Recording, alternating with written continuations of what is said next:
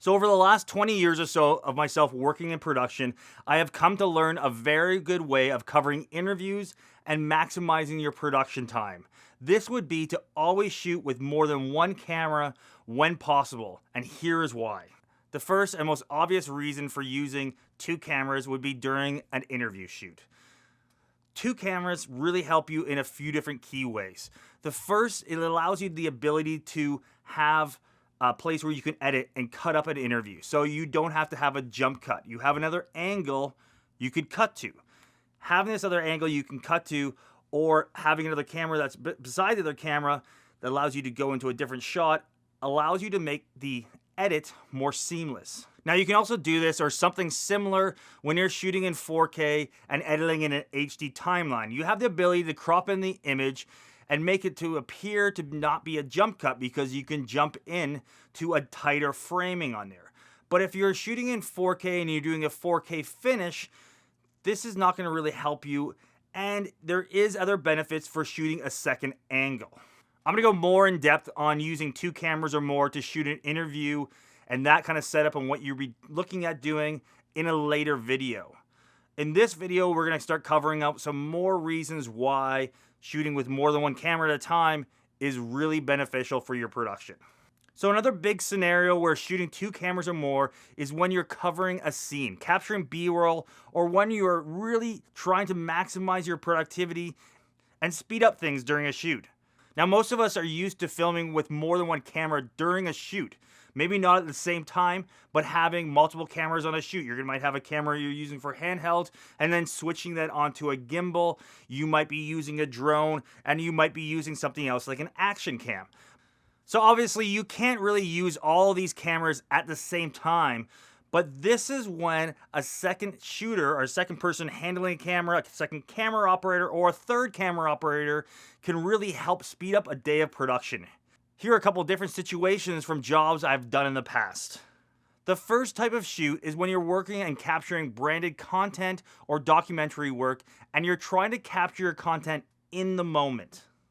This is some footage from about 5 years ago on a branded content piece we did for Porsche.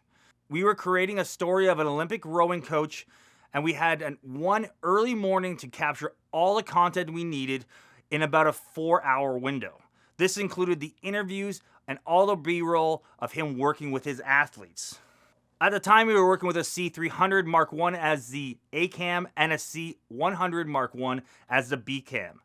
When we captured the training footage, they were really doing a practice or training session. So at this time, my good friend and director of the spot was on the C300 capturing content with the rowing coach close up, knowing that we would maybe be going to use some of the audio and what he was saying from that part.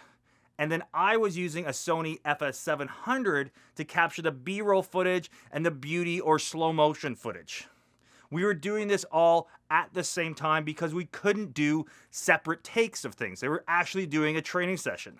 This is by far the best way to capture this type of scene, especially when you can't or you don't really want to or can't ask them to do things over again.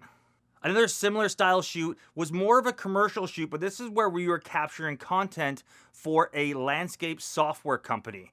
And we had 3 days of production, but we were capturing a lot of different spots over those times. So we were capturing multiple spots, and we used myself shooting as a DP and also a second camera operator working with the exact same camera to capture the content so we could cover the scene. I could be capturing things wide and he could be capturing tight shots. We could be shooting stuff over each other's shoulders of the talent. This was really needed. I mean, we likely, maybe it wouldn't have doubled the speed of the work we did, but we probably would have needed another day or 2 days to capture the amount of content we did when we were able to shoot 2 angles and 2 frame sizes during the same takes. It drastically increases the productivity of a shoot, and it does so without drastically increasing the cost of the production. So this is a big thing here. The time savings and production level well outweighs the extra costs of another or 2 other camera operators and camera rentals. So for documentary and branded content work, this really has been our go-to for the last while. we have found it so more beneficial to having another angle to cut to, especially when we're doing documentary work, when you're, again, working in the moment. You're not setting up something. You're not setting up a scenario. You're actually capturing something where somebody is doing something, somebody's experiencing, somebody having a real conversation with another person, and we don't want that to be staged or to feel staged. So when we use two cameras, we're able to capture both angles, and it really is a big deal. Now, the best way to do this is to have two of the same cameras. This will help to ensure that they match as perfectly as they can. You can be shooting in the same profiles. You can make sure your base ISOs are the same. You can make sure your aperture is the same on the same lenses. But if you cannot shoot with the exact same cameras, I still think it's beneficial to shoot two cameras when you can.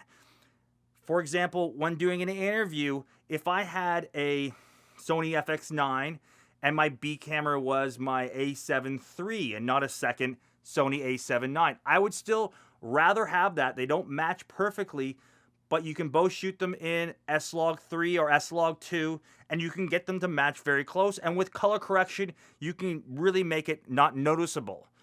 That is a big thing. I would still rather shoot with a second camera that is not the exact matching camera. Again, it's beneficial to have the exact matching camera because it's going to make it easier to match in post. But if you own, say, a GH5 and an A7 III, I would still rather have that set up as a two-camera shoot than not having two cameras. For the extra effort, say, especially for an interview, it is well worth setting up a second angle. And for covering some of their scenes, to try out some different angles, it can work very, very well. So let me know in the comments, do you find it beneficial to shoot with two or more cameras? Or is this something that you're going to look at trying if you haven't done so already? The next video will be more in-depth on shooting a two-camera interview, how to set that up, things to think about when you're doing it. But thanks so much for watching this video, guys. Please like the video if you liked it. Please hit that bell if you want to see more videos like this when I post them. And please think of subscribing to the channel. We'll see you on the next one. Thank you.